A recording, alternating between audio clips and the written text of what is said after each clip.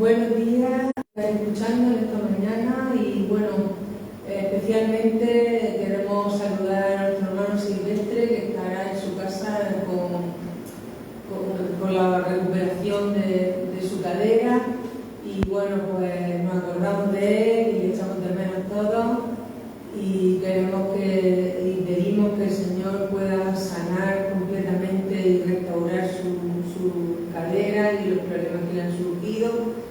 Y lo bendecimos en esta mañana desde aquí y bueno, pues a los que estéis escuchando pues queremos deciros que os unáis con nosotros en esta mañana.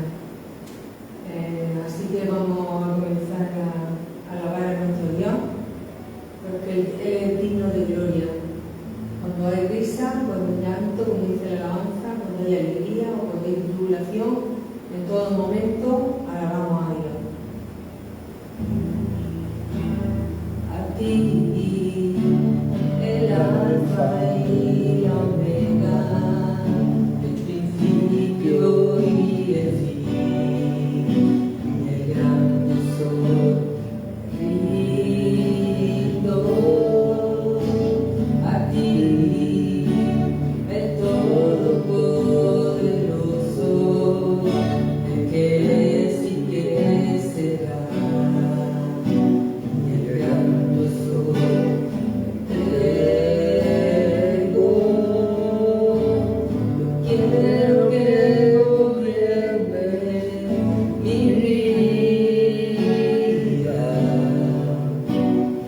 Doy el sacrificio.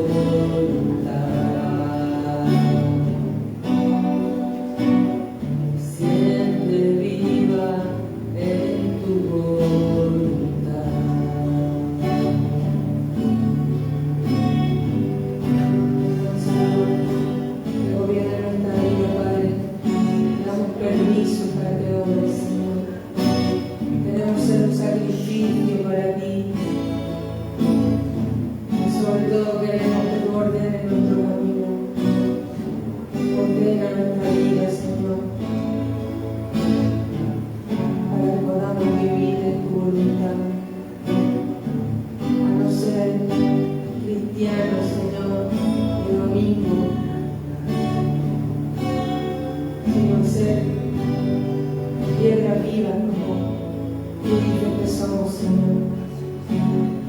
Tú eres el Todopoderoso. Tú eres el Alfa y la Omega. Tú eres el gran yo soy. Nos rendimos a ti esta mañana, Señor. Que siempre viva tu voluntad, Señor. Que tú dices que no fue tu voluntad. No permanecerá para siempre en la eternidad. Tú dices, porque me llamáis Señor, Señor, no hacéis lo que yo digo. Queremos hacer tu voluntad, Señor.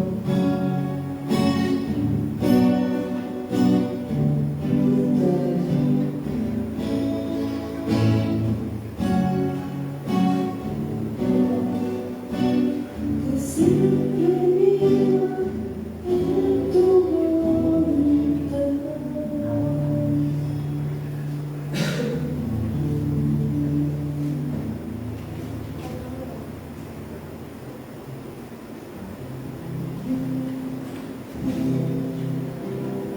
El esplendor vestido en majestad, la tierra alegre está, la tierra alegre está. Cubierto está de luz, venció la oscuridad, venció la oscuridad.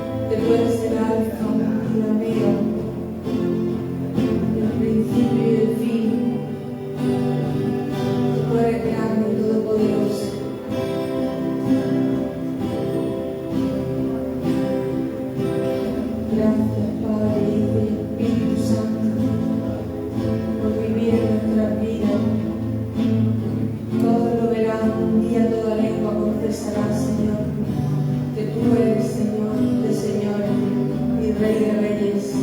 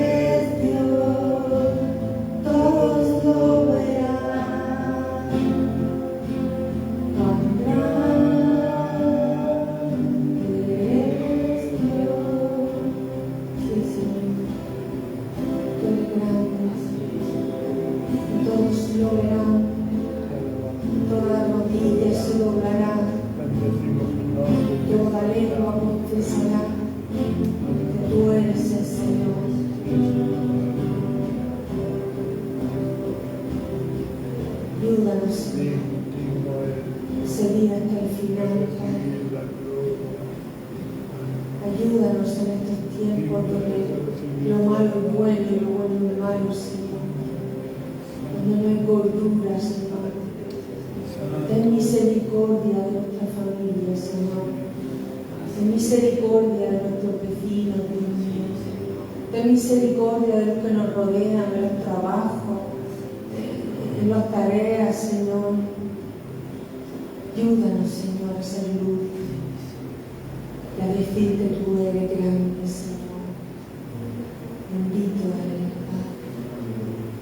Levanta tu voz en esta mañana, hermano, hermana, y alaba, Señor.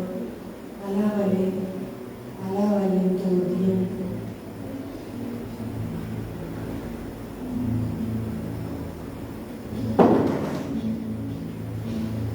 Dios del pacto, que guardas tus promesas y cumples tu palabra, que guías mi destino.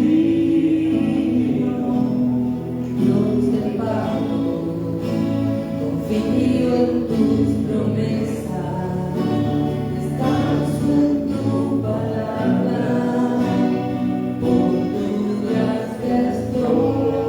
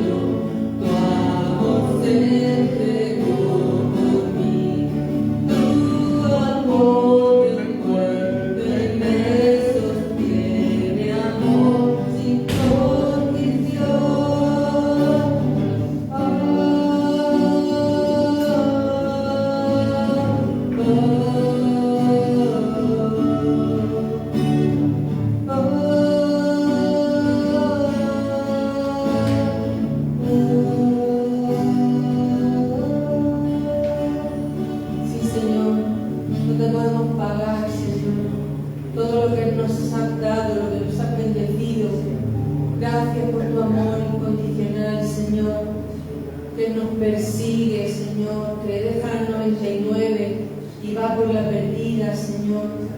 Gracias, Señor, gracias por tu amor. Gracias, Señor, muchas gracias, Padre.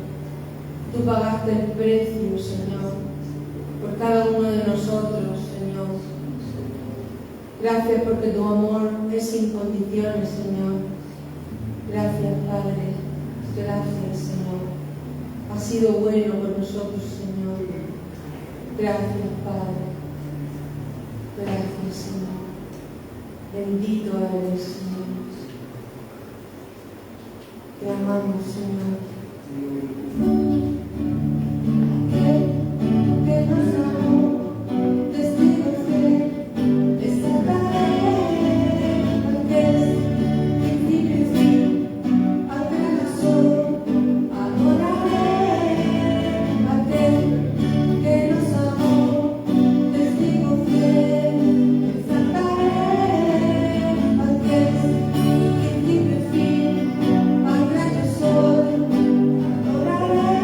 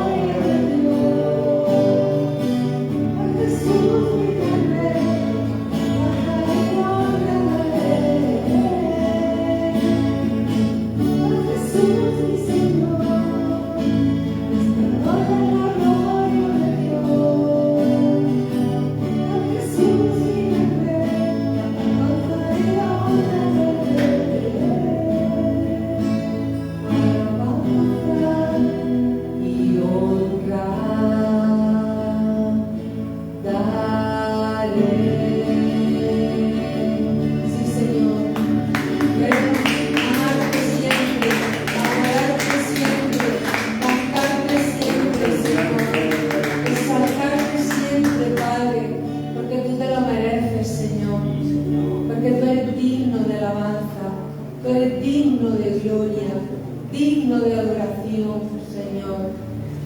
Nosotros no somos nada sin ti, nada somos sin ti, Señor.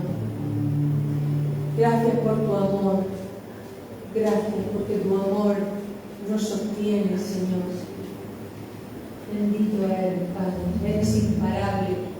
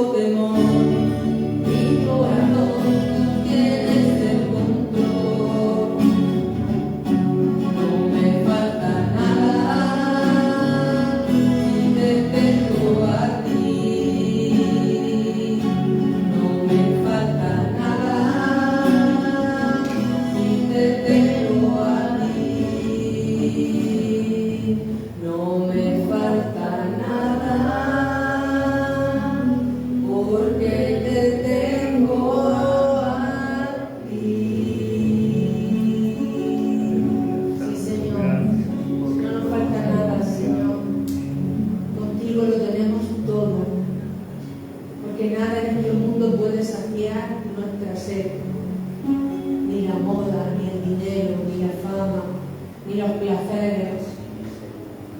Nada, no hay nada, Señor, que nos pueda dar lo que tú nos das. Gracias, Señor, porque tú eres el Dios de lo imposible, porque tú lo puedes todo, Señor, porque nada se escapa a tus ojos, Señor, porque nos amas con amor eterno, con amor incomparable. Gracias, Señor. Ahora vamos a dar paso a la palabra de Dios con nuestro pastor Miguel García.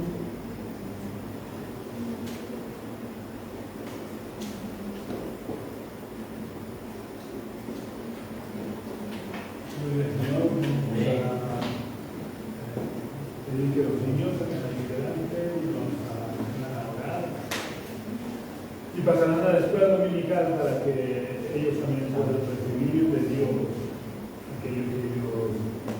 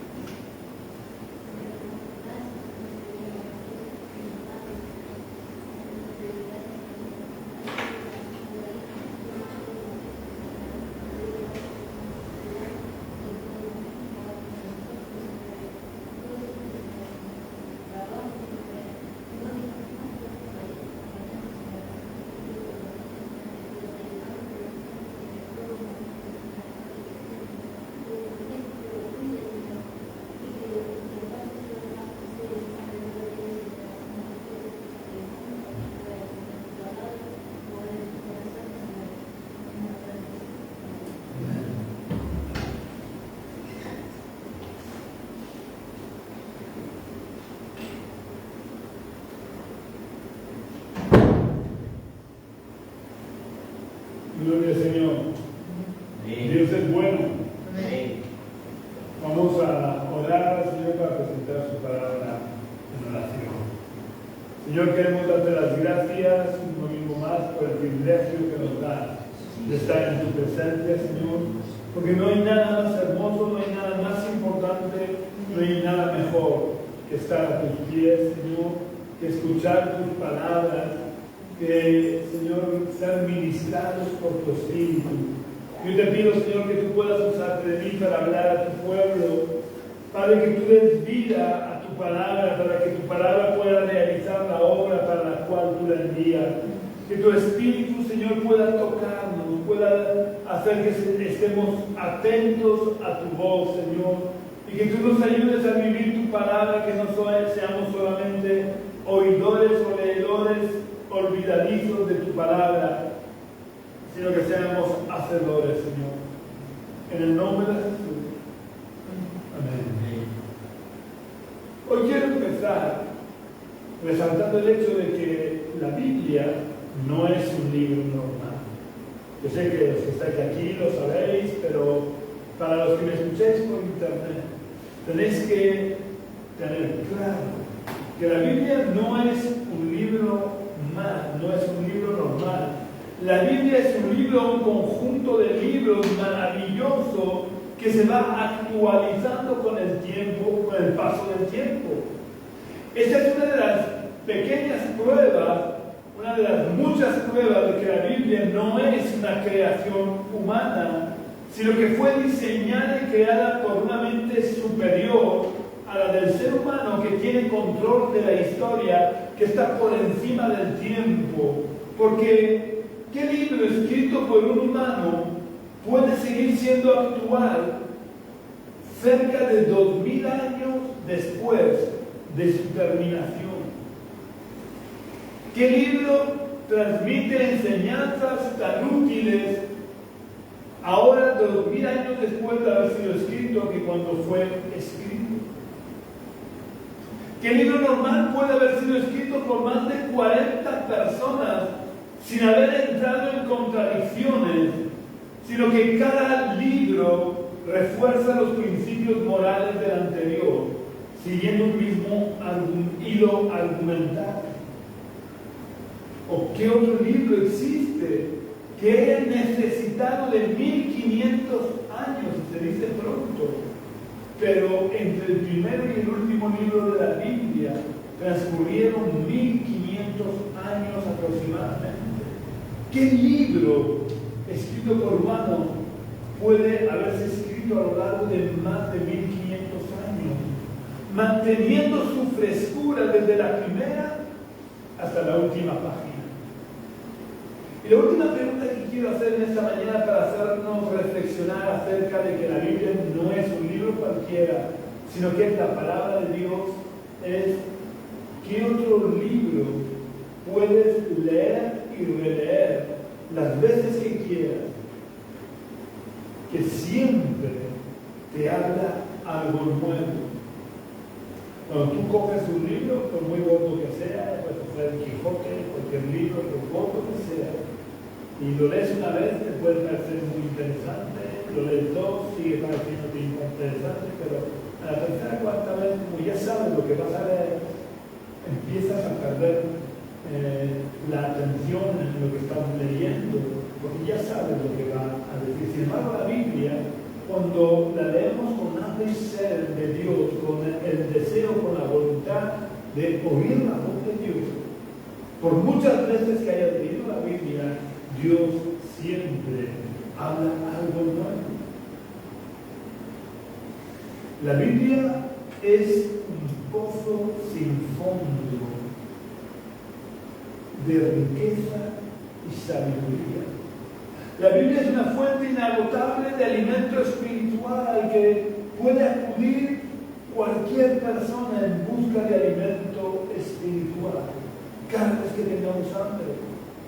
Y es una fuente inagotable también de consuelo cuando tenemos que enfrentar momentos tristes y dolorosos en la vida.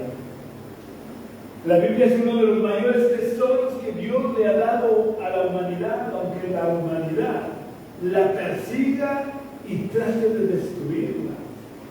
La Biblia ha sido perseguida y se trata de destruir desde que fue terminada.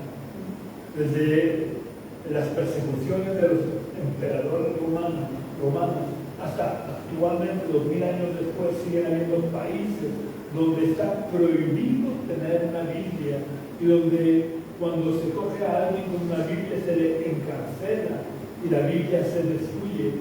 Pero por más que la Biblia haya sido perseguida y haya tratado de destruirla, la Biblia es el mayor de los tesoros, o uno de los mayores tesoros que Dios nos ha dado.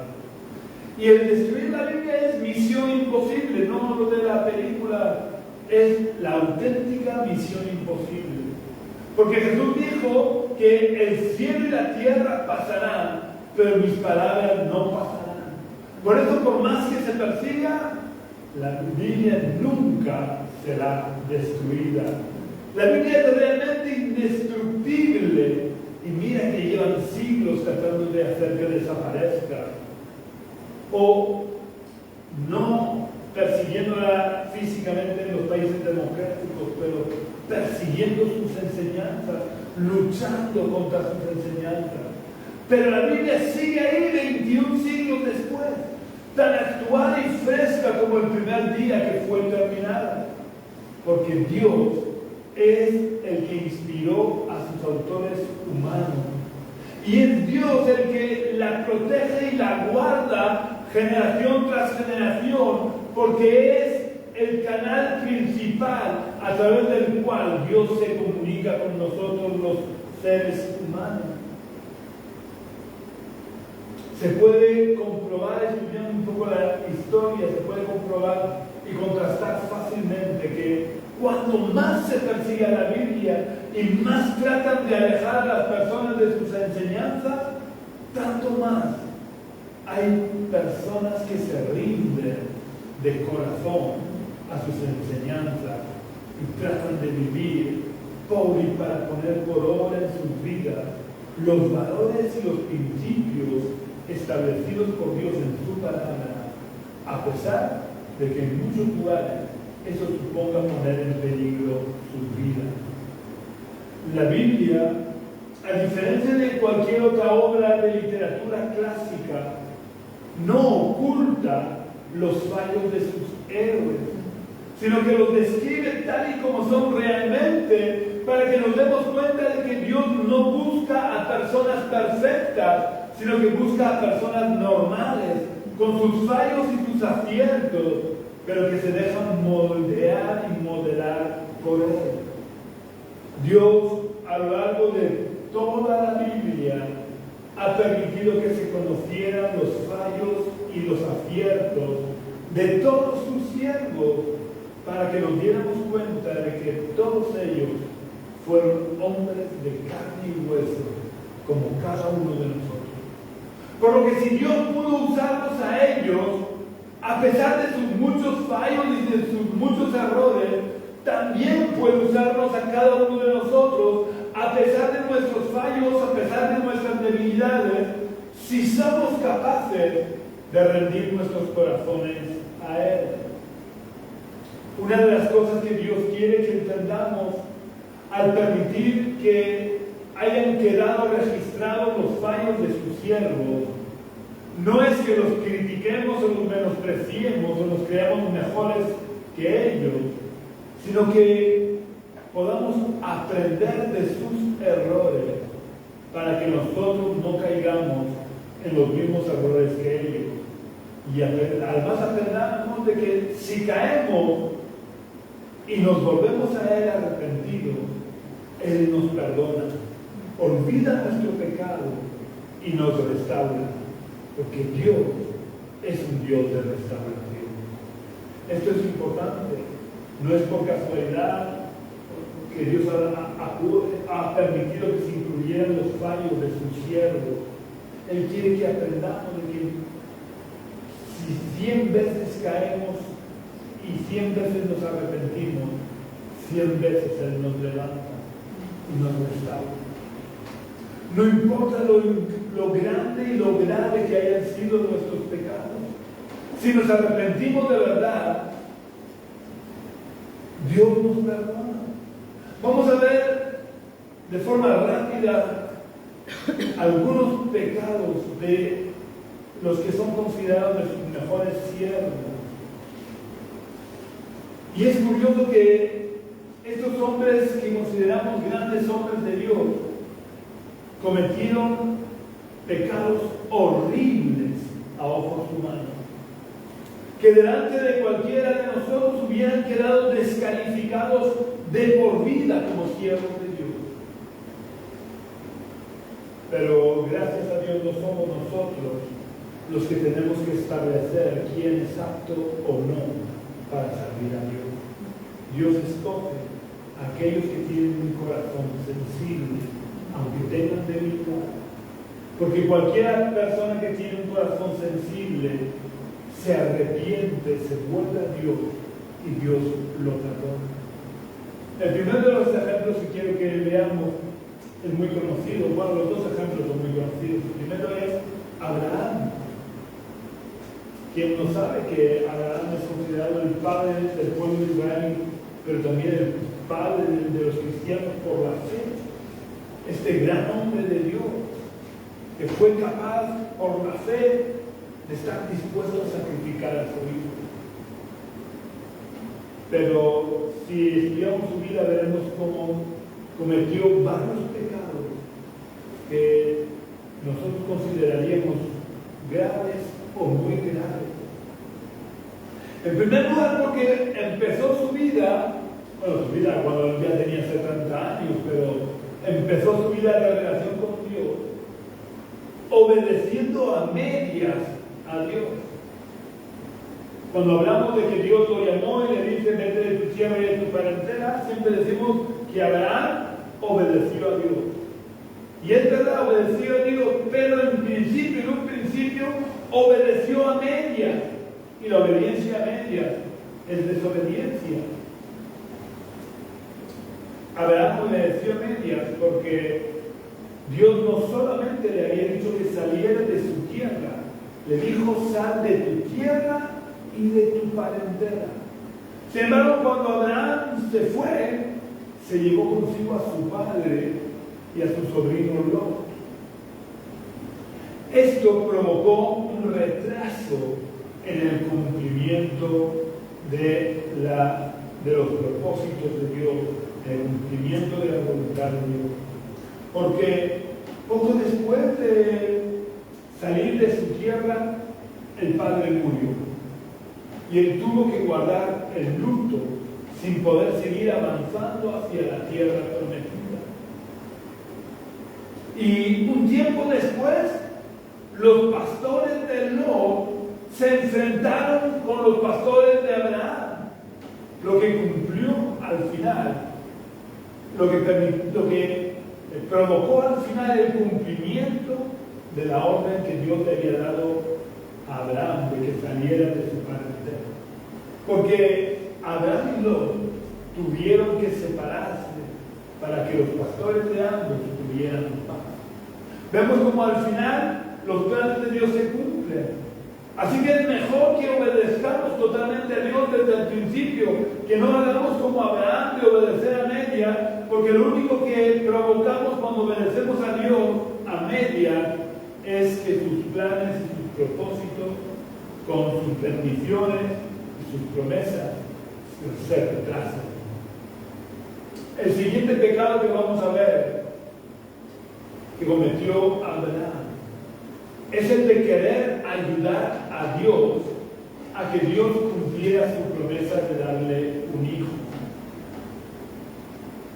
¿Es que acaso Dios necesita de ayuda del ser humano? Dios no necesita de nuestra ayuda, pero a Abraham pues no le pareció mal la idea de su esposa para ayudar a Dios a cumplir su promesa, y se acostó con la esclava de su esposa Sara. Esto que hizo que aparentemente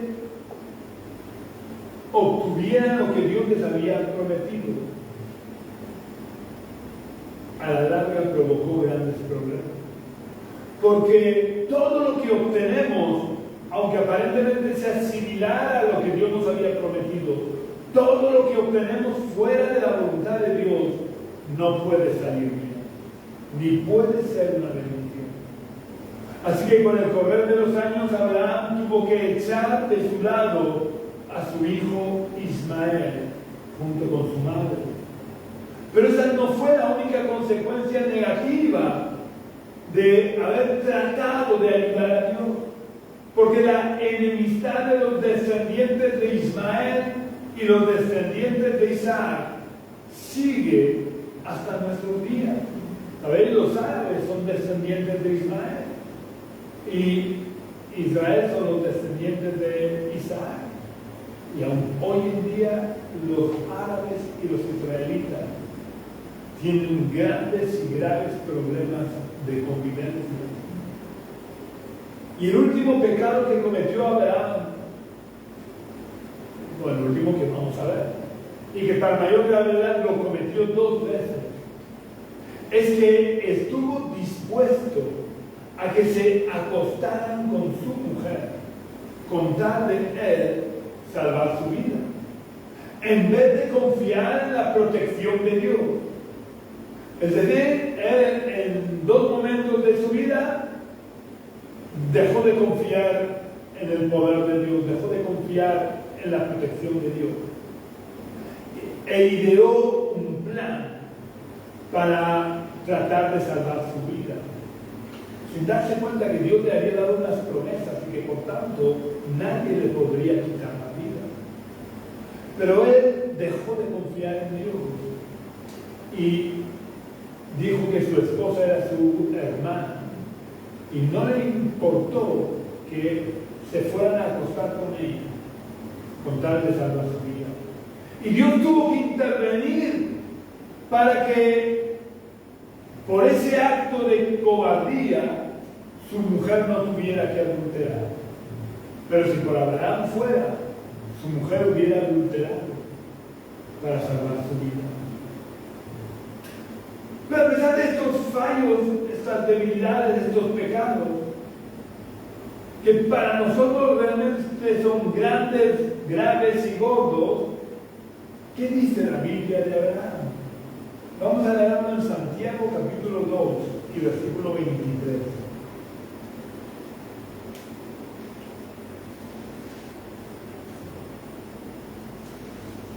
Santiago capítulo 2 versículo 23 dice: y se cumplió la escritura que dice, Abraham creyó a Dios y le fue contado por justicia y fue llamado amigo de Dios. A pesar de sus muchos y grandes fallos, Abraham fue llamado amigo de Dios porque creyó a Dios. Es decir, la verdadera fe es la que nos lleva a Dios, no nuestras cualidades o nuestras bondades personales. Porque el profeta Isaías dijo, todas nuestras justicias son como trapos de inmundicia. No hay nada bueno en nosotros. No hay nada en nosotros que pueda hacernos ganar el favor de Dios. Todo lo bueno que hay en nosotros es porque al acercarnos a Dios con fe, Dios cambia la maldición en bendición y va cambiando y transformando todo lo malo que hay en nosotros. Vamos a saltarnos los fallos de su hijo Isaac y de su nieto Jacob, que fueron muchos. Y vamos a ir directamente al segundo que quiero que veamos, que es el rey David. Porque el tema del mensaje de hoy no son los fallos de los siervos de Dios, simplemente lo estoy citando para que nos demos cuenta de que todos los que nosotros consideramos grandes hombres de Dios tuvieron sus fallos y Dios tuvo paciencia y misericordia, no desechándolos, sino transformándolos, levantándolos y restaurándolos para que pudieran seguir siendo sus siervos. Como os decía el rey David, el mejor de todos los reyes de Israel, con diferencia, escogido y ungido por Dios para reinar, fue un hombre que cometió grandes y graves fallos, como el adulterio, el asesinato con premeditación y alevosía, la ocultación de su pecado por un periodo de alrededor de 2 años, y además, siendo ya mayor, hizo un censo en Israel, cosa que estaba totalmente prohibida por Dios, porque nadie podría contar, le dijo Dios a Abraham, que nadie que estuviera descendiente de Abraham sería como las estrellas del cielo o la arena del mar, que nadie puede contar. Y saltándose esa prohibición de forma consciente, David pecó contra Dios, probablemente para satisfacer su orgullo personal de ver cuánto había crecido el reino de Israel durante su periodo de reinado. Hizo un censo. Bueno, pues vamos a ver lo que Dios dice de David, a pesar de todo esto que acabo de decir. Vamos a ver lo que nos dice Hechos capítulo 3 y versículo 22.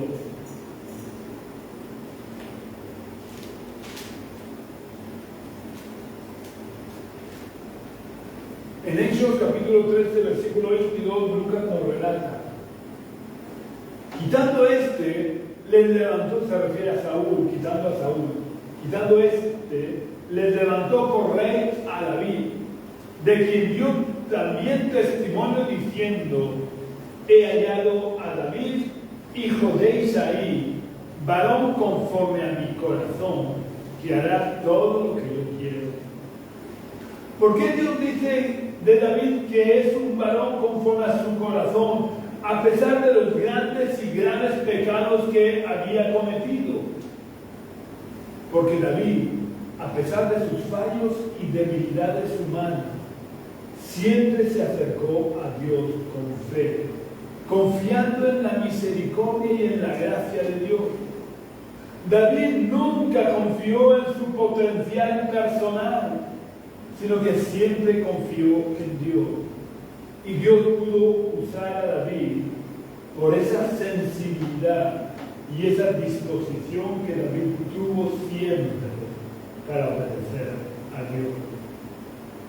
Ahora, ¿por qué he hecho esta introducción?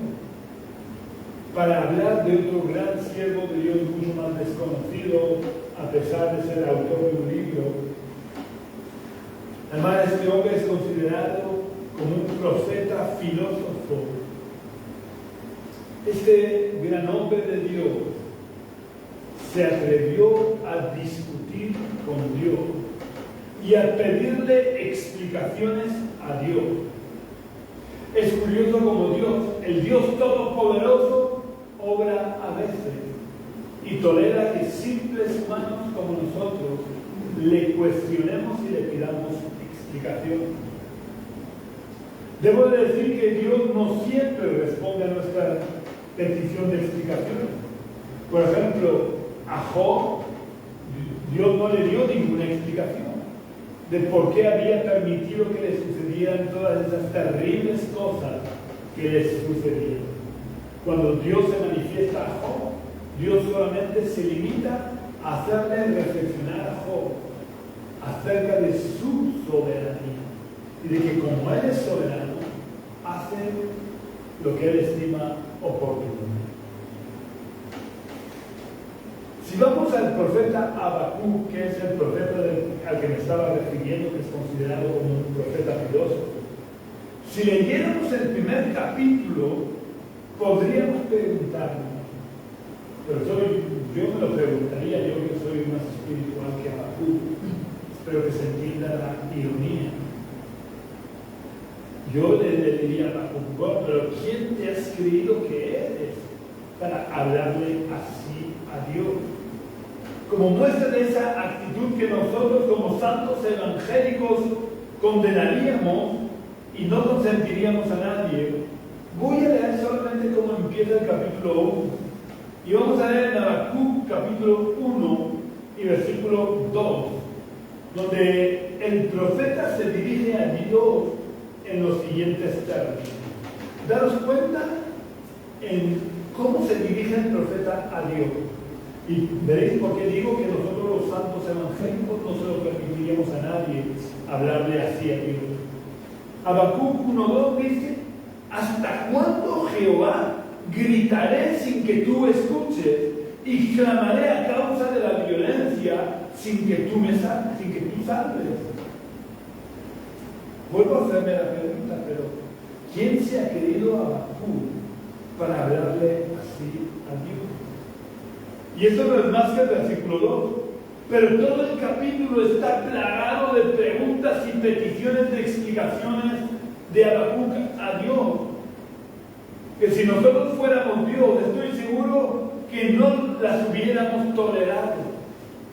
Pero Dios, que es un Dios de misericordia y de gracia, que conoce nuestras debilidades, no solo tolera esas palabras y muchas otras del profeta, sino que además en el capítulo 2 podemos leer la respuesta de Dios. Pero ¿por qué consiente Dios a Habacuc que le hable así? Porque como os decía antes, Dios conoce nuestras debilidades, pero sobre todo Dios conoce nuestro corazón. Y Habacuc no le habla de esa manera a Dios por orgullo, creyéndose él más que Dios, o creyéndose ser alguien que merece explicación.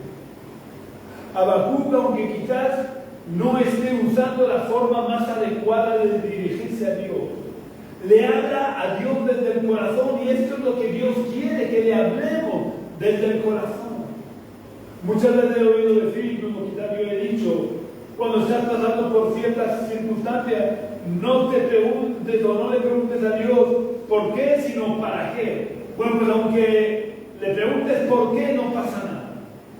Dios no se ofende si lo haces de una actitud correcta de tu corazón. Porque Dios conoce nuestras debilidades y conoce nuestra necesidad humana de poder entender lo que vivimos. Y Dios nos dará explicaciones o no, según Él lo estime oportuno. Y Habacuc estaba ciertamente preocupado, por lo que él sabía, como profeta de Dios que era, que le iba a ocurrir a su pueblo. Él sabía que Dios iba a permitir que los asirios, un pueblo malvado, un pueblo derramador de sangre inocente, iba a invadir a Israel, iba a masacrar al pueblo de Dios. Por eso él como hombre no puede entender cómo Dios iba a permitir que a su pueblo le ocurriera esto. Y por eso Habacuc, desde lo profundo de su corazón, le pregunta a Dios y cuestiona a Dios y quiere saber por qué Dios va a permitir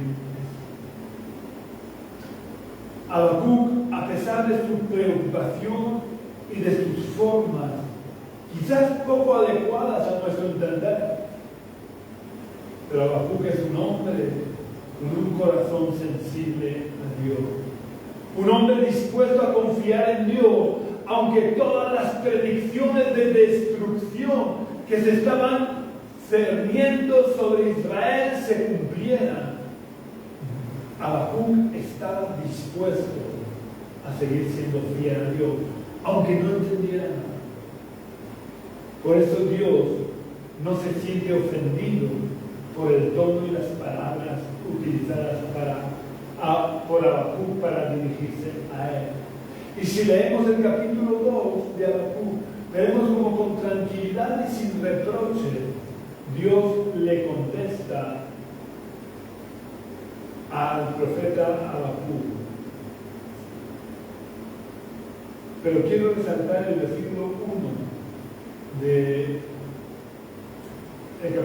el versículo 1 del capítulo 2. Vamos a ver lo que... Este versículo va justo antes de que comience la respuesta de Dios.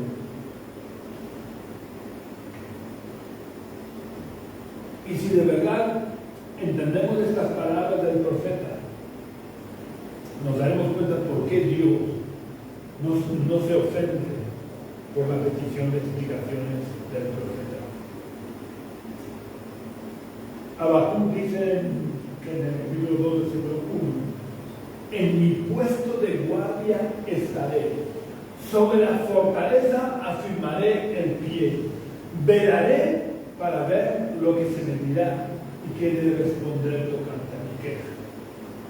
Me llama poderosamente la atención este versículo, porque a pesar de que a Habacuc le pasa un poco como a Job, que no entiende nada de lo que está ocurriendo o de lo que está por venir, Habacuc dice: en mi puesto de guardia estaré, sobre la fortaleza afirmaré el pie, velaré.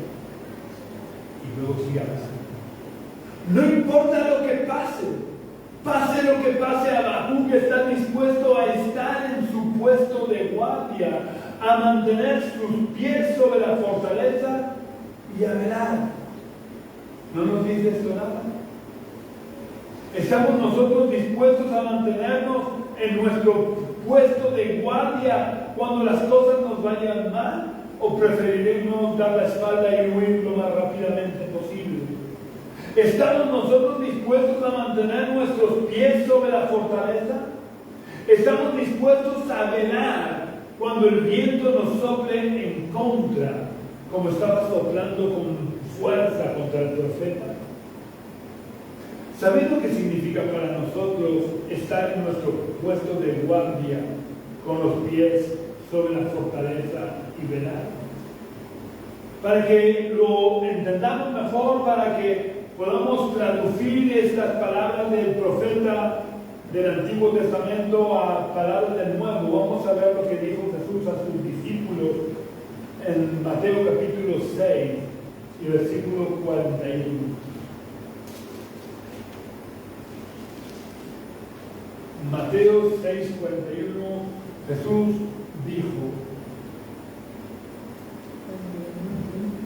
Mateo capítulo 6, versículo 41, dice: velad y orad para que no entréis en tentación. El espíritu a la verdad está dispuesto, pero la carne es débil. Por la carne que ponéis en el capítulo está equivocado, ¿verdad? Sí, está equivocado. Vale, no me voy a perder el tiempo, solo seguramente lo copié mal. Es uno de los últimos versículos, porque esto es justo antes de que prendan a Jesús. Será a lo mejor el 26, no sé si es el 26 capítulo, no acuerdo. Mateo, cerca del final, justo en el huerto de Getsemaní, Jesús les dice: velad y orad para que no entréis en tentación. El espíritu está dispuesto, pero la carne es débil. Y unos años después, el apóstol Pablo le dijo a los cristianos de Éfeso, en Efesios capítulo 6, y aquí se me viene la confusión, que puso también Mateo 6, en Efesios capítulo 6, versículo 18, dice, Efesios 6, 18 dice: orad en todo tiempo, con toda oración y súplica en el Espíritu, y velad en ello con toda perseverancia y súplica por todos los santos. Por comparación, lo que está diciendo el profeta es que pase lo que pase, obtenga respuesta de Dios o no, él perseverará en oración. Es decir, aunque Dios no le respondiera, él seguiría viviendo en la presencia de Dios, porque afirmar los pies sobre la fortaleza es vivir en la presencia de Dios, porque Dios es nuestro amparo y nuestra fortaleza. Después de estas palabras del profeta, en la que manifiesta su absoluta confianza en Dios, aun en el caso de no obtener la respuesta deseada, llega la respuesta de Dios. Porque como dice David en el Salmo 51, al corazón contrito y humillado no despreciarás tú, oh Dios. Dios nos conoce perfectamente, por lo que sabe que cuando estamos sometidos a mucha presión, la presión entontece incluso al sabio. Por lo que podemos llegar a pensar, a decir e incluso a hacer cosas que en condiciones normales no haríamos. Por eso cuando volvemos en sí y nos damos cuenta de nuestros errores, si nos humillamos ante Dios, reconocemos nuestros errores, nuestras debilidades y nuestros pecados y le pedimos perdón a Dios de verdad, Dios nos perdona. Habacuc estaba abrumado por tantas malas noticias que como profeta sabía que le iban a acontecer a su pueblo. Por eso empieza cuestionando a Dios y a su forma de obrar. Pero cuando se calma un poco y vuelve en sí, lo primero que hace es reconocer que pase lo que pase, Él estará donde tiene que estar, no donde le gustaría estar, sino donde debe de estar, haciendo lo que debía de hacer, que era estar firme sobre la fortaleza o sobre la roca que es Cristo. Y haciendo lo que debía de hacer, que era estar velando en oración, en la presencia de Dios, siendo sensible a la voz de Dios para obedecerle, aunque no entendiera nada, porque eso era estar de guardia. Dios no espera que lo entendamos todo, porque sabe lo pequeña que es nuestra mente y lo difícil que nos resulta a veces entender los planes y los propósitos de Dios. Lo único que Dios espera de nosotros es que seamos lo suficientemente humildes para que pase lo que pase, sigamos confiando en Dios, en la bondad de Dios, y que a pesar de que Dios es soberano, Dios hará siempre lo mejor. Como el profeta Habacuc demuestra esa humildad, Dios le responde, y en el resto del capítulo 2 se recoge la respuesta de Dios al profeta, aunque Dios no le responde a Habacuc lo que el profeta hubiera deseado oír. Y este es un problema que tenemos que tener siempre presente, y es que Dios no siempre nos va a responder lo que nosotros deseamos oír.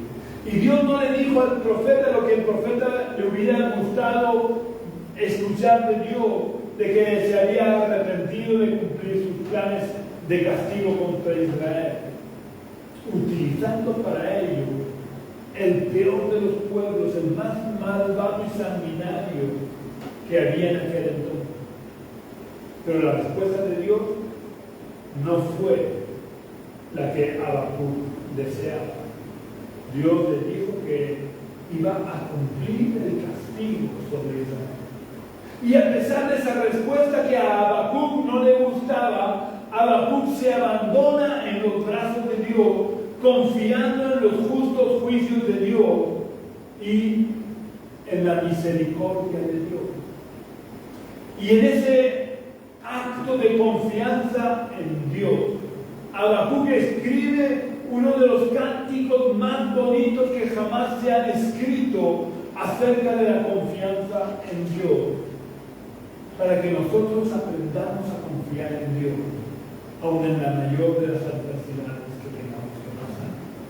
Vamos a leer ese cántico de confianza en Dios, que es bueno que en los momentos difíciles de nuestra vida podamos recordar, o por lo menos podamos leerlo y hacerlo nuestro. El cántico de confianza se encuentra en el capítulo 3 de Habacuc, en los versículos 17 y 18.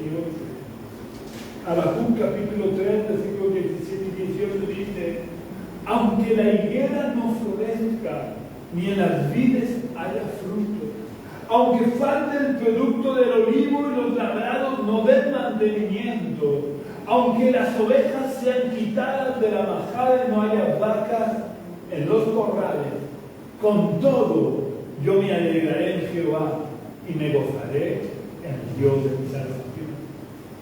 Teniendo en cuenta que Israel era una nación fundamentalmente agrícola y ganadera, y que sus cultivos principales eran la higuera y el olivo, y su cabaña fundamental estaba formada por las ovejas y las vacas, Habacuc está diciendo que aún en medio de la situación de absoluta crisis en Israel, él seguiría confiando en Dios. Aunque todos los medios humanos de mantenimiento fueran cortados, aunque el juicio de Dios hiciera que Israel fuera sumido en la más absoluta pobreza, él seguiría gozándose en Dios y seguiría confiando en Dios, porque Dios es su salvación. Esto es lo que Dios espera de cada uno de nosotros, que a pesar de las circunstancias sigamos creyendo y confiando en Dios, porque Dios es el Dios de nuestra salvación. Dios no espera que lo entendamos todo. Dios sabe que no podemos entender sus planes y sus propósitos, porque nuestra mente es muy pequeña. Lo único que Dios espera de nosotros es que confiemos en Él, aunque no entendamos nada. Es importante que tengamos en cuenta de que aunque a veces en medio de la tormenta y bajo un estado de opresión cuestionemos a Dios y le preguntemos el porqué de las cosas, si lo hacemos como Habacuc, reteniendo nuestra integridad y nuestra confianza en Dios, Dios no se va a ofender. Dios, si en su soberana voluntad lo estima oportuno, nos responderá. O quizás no nos responda, pero siempre hará lo mejor. Porque según Pablo le enseña a los cristianos de Roma, la voluntad de Dios, aunque a veces no la entendamos, siempre es buena, agradable y perfecta. Si todavía no has empezado a confiar en Dios, hoy y ahora es un buen momento para que empieces a confiar en Él y a dejarle a Él tomar las riendas de tu vida. Porque Dios es el único que puede calmar las tormentas de tu vida o darte paz en medio de las tormentas. Pero para poder empezar a confiar en Dios, necesitas abrirle las puertas de tu corazón a Jesús. Necesitas recibir a Jesús en tu corazón y dejar que Él se siente sobre el trono trono de tu vida. Por lo que te invito a que repitas la oración que vamos a hacer. Señor y Padre Celestial, yo te pido perdón por haber vivido de espaldas a tu voluntad. Te pido perdón por mis muchos pecados, mis desobediencias, mi rebeldía. Te pido, Señor, que tú borres todas mis rebeliones. Te pido que tú entres en mi corazón. Yo quiero abrirte las puertas de mi corazón, Señor Jesús. Y quiero pedirte que te sientes en el trono de mi vida. Te pido que tú reines en mi corazón. Que me ayudes a aceptar tu perfecta voluntad siempre, aunque no la entienda. Y que me ayudes a vivir por y para ti, siendo tú el Señor de mi vida, desde hoy y para siempre. Amén. Si has hecho la oración, te invito a que busques una iglesia donde se predique la verdad del Evangelio, libre de las tradiciones humanas, y te unas a esa iglesia. Porque tenemos que ser miembros los unos de los otros. Somos todos miembros de un cuerpo que es la iglesia y no podemos vivir aislados. Pero si no has hecho la oración, si todavía tienes dudas, yo te invito a que cuanto antes la hagas. Es importante que puedas aceptar a Jesús en tu corazón y que le entregues las riendas, el control de tu vida a Jesús. Tal vez mañana sea demasiado tarde. También quiero pedirte a todo aquel que me está escuchando que puedas compartir este mensaje en tus redes sociales. No te supone ningún trabajo y de esta manera estás permitiendo que el Evangelio pueda correr por internet y pueda llegar a más cantidades de personas. Así que te pido que por favor compartas este mensaje. Un abrazo muy fuerte para todos vosotros. Ya sabéis que si queréis contactar con nosotros, podéis venir. Si queréis estar en el culto presencialmente, podéis venir a la calle Río Júcar, número 19 del barrio de los Dolores de Cartagena, los domingos a las 11 de la mañana. También puedes contactar conmigo por teléfono, en el teléfono que figura en la página de Facebook de la Iglesia Génesis, o puedes visitar nuestra web, iglesiagenesis.gindofree.com. Iglesia Génesis se escribe tal cual suena, sin mayúsculas, sin acentos, sin guiones. .gindofree, deletreado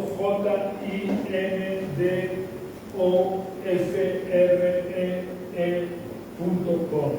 Un abrazo muy fuerte, que tengas una semana muy bendecida en el nombre del Señor.